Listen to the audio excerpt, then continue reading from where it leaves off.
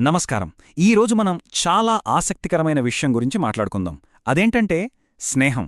స్నేహంలో నిజాయితీకి, దయకి మధ్య ఉండే ఒక చాలా సున్నితమైన బంధం గురించి ఒక మంచి కథ ద్వారా ఈ ఆలోచనను ఇంకా లోతుగా అర్థం చేసుకుందాం. పదండి, మొదలుపెట్టేద్దాం. మన ఈ చర్చకు మూలం ఒక ప్రాచీన సంస్కృత శ్లోకం. అదే సత్యం బ్రూయాత్ ప్రియం బ్రూయాత్.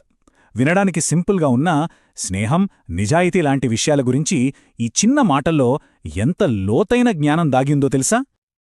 దీని అర్థం చాలా సింపుల్, కానీ చాలా పవర్ఫుల్. ఏంటంటే నిజం చెప్పాలి, దాన్ని ప్రియంగా చెప్పాలి. అంటే ఇక్కడ కేవలం నిజం చెప్పడమే కాదు, అసలు విషయమేంటంటే దాన్ని ఎలా చెబుతున్నాం అనేది చాలా ముఖ్యం. ఈ ఒక్క సూత్రమే మన కథ మొత్తానికి కీలకం. అయితే థీరీ వరకు బాగానే ఉంది. మరి ఆచరణలో ఈ ప్రియమైన సత్యమంటే ఏంటసలు? ఒక నిజమైన స్నేహంలో ఇది ఎలా ఉంటుంది, ఎలా కనిపిస్తుంది? ఇక్కడ ఒక చిన్న తేడా ఉంది, దాన్ని గమనించాలి. నిజాయితీ అంటే కఠినంగా మొహం మీదే నిజాలు చెప్పేయడం కాదు. నిజమైన నిజాయితీ అంటే బంధాల్ని ఇంకా బలపరిచే నిజాయితీ. అది దయతో ఉంటుంది, ఎదుటివాళ్లకి సహాయం చేయాలన్న మంచి ఉద్దేశంతో ఉంటుంది. ఈ తేడా అర్థం చేసుకోవడమే అన్నిటికన్నా ముఖ్యం.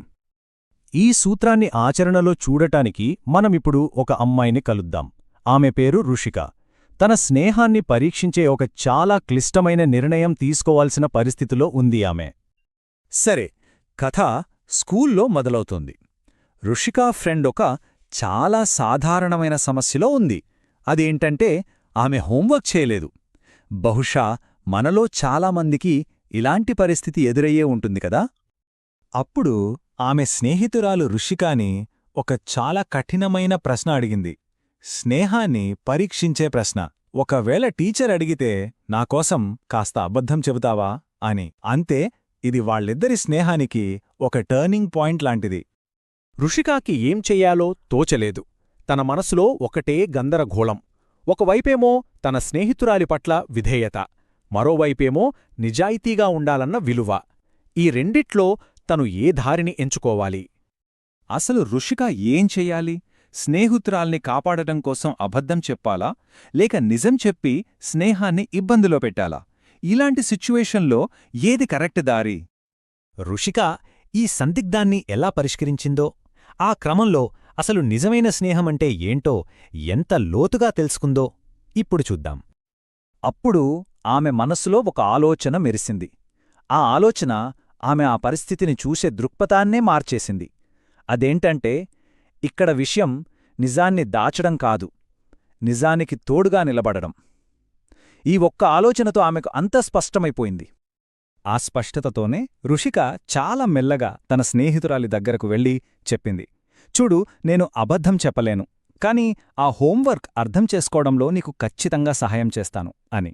చూసారా, ఇక్కడే మనకు కనిపిస్తున్నాయి సత్యం, దయ రెండు. తను కేవలం మాటలతో ఆగిపోలేదు. ఆ తరువాత లంచ్ టైంలో రుషిక తన స్నేహితురాలతో కూర్చుని చాలా ఓపికగా హోంవర్క్ అంతా వివరించింది.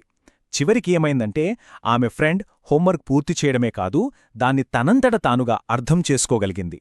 ఇది తాత్కాలికంగా కాపాడటం కాదు, ఇదే నిజమైన సహాయమంటే. మరి రుషిక తీసుకున్న ఈ నిర్ణయం వాళ్ల స్నేహాన్ని ఎలా మార్చింది? వాళ్ల బంధాన్ని బలహీనపరిచిందా, లేక మనం ఊహించని విధంగా ఇంకా బలపరిచిందా?